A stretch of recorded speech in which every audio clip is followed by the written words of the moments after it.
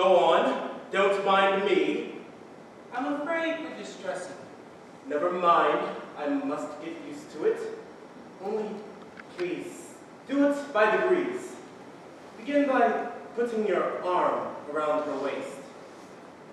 There. Let me get used to that first. But wouldn't you like to retire? It must pain you to see us so affectionate together. No, I must learn to bear it.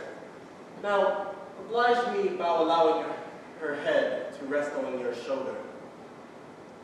Like that? Like that. I'm much obliged.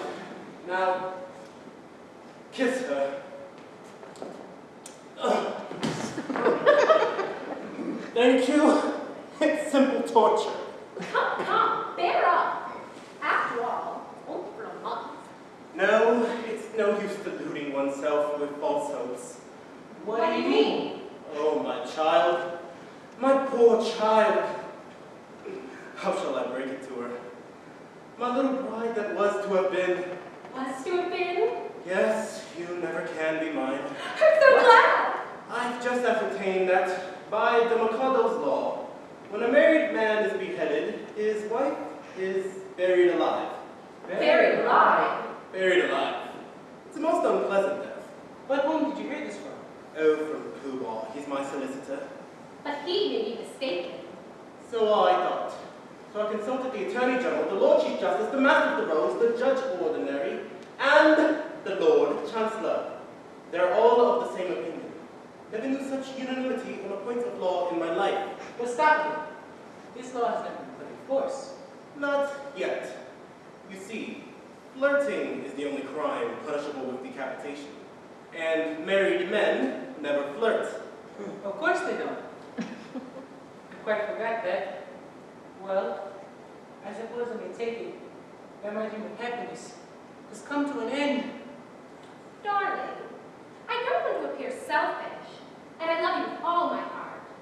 I don't suppose I should ever love anyone else half as much. But when I agreed to marry you, I had no idea that I should have to be buried alive in a month. Nor I. It's the very first time I've heard of it. It makes a difference, doesn't it? It does make a difference. Of course. You see, buried alive, it's such a stuffy death. Call it the beast of the dead.